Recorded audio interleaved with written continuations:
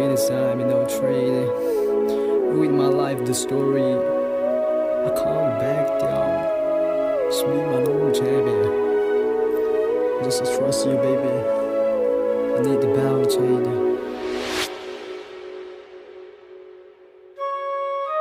Jing Ninou hong so in gold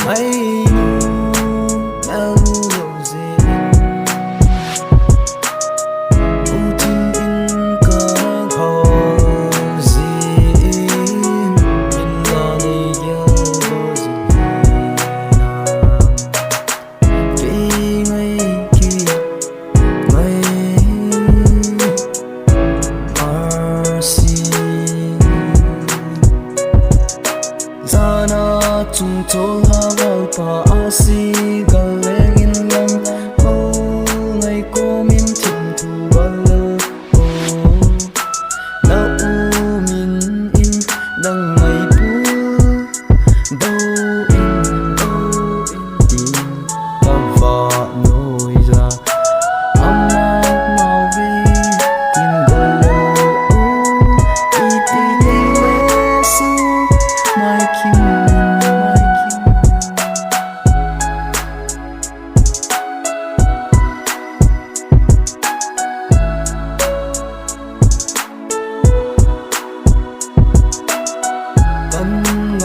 kan ngai zina lo me go ngai chung van lai leng van leng khom kan no me iti le so mai kim in lung tu mo so ta dem tin bo se lung in ka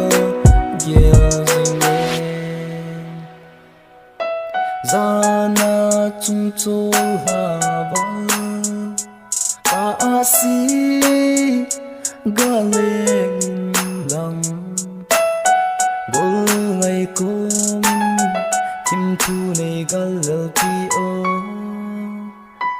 na u min in na ngai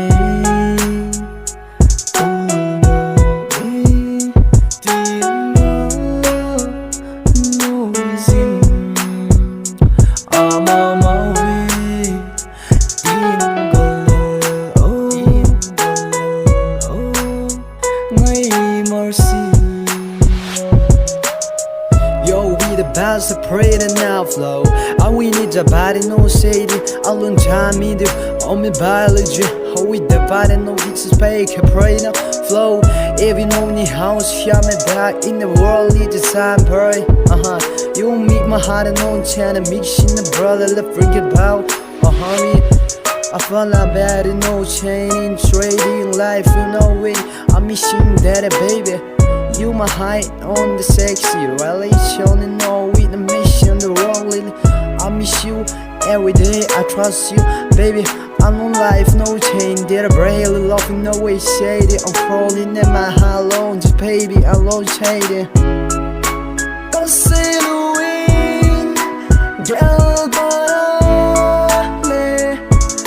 night, but say loom hell.